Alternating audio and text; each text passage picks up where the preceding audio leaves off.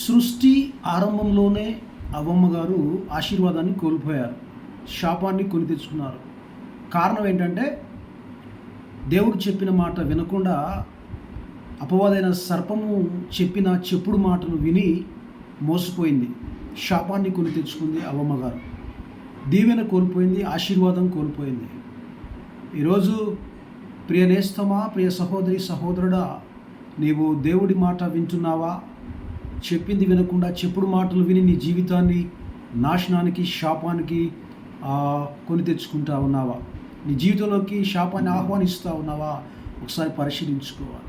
దేవుడు ఒక చిన్న మాట ద్వారా గొప్ప మర్మాన్ని మనకు తెలియపరుస్తూ ఉన్నాడు.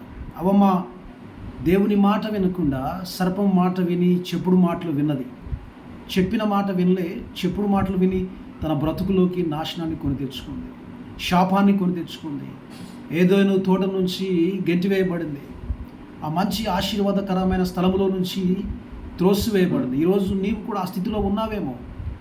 చెప్పిన మాట వినకుండా చెప్పుడు మాటలు వింటూ నీ బ్రతుకుని నాశనం చేసుకుంటున్నావేమో, ఆగం చేసుకుంటున్నావేమో, వ్యర్థపరుచుకుంటున్నావేమో. సహోదరి సహోదరుడు, ఒకసారి పరిశీలన చేసుకొని నీ బ్రతుకును మార్చుకో. దేవుని మాట విను, చెప్పుడు మాటలు వినమాకు. చెప్పుడు మాటలకు నీ చెవి యొగ్గమాకు.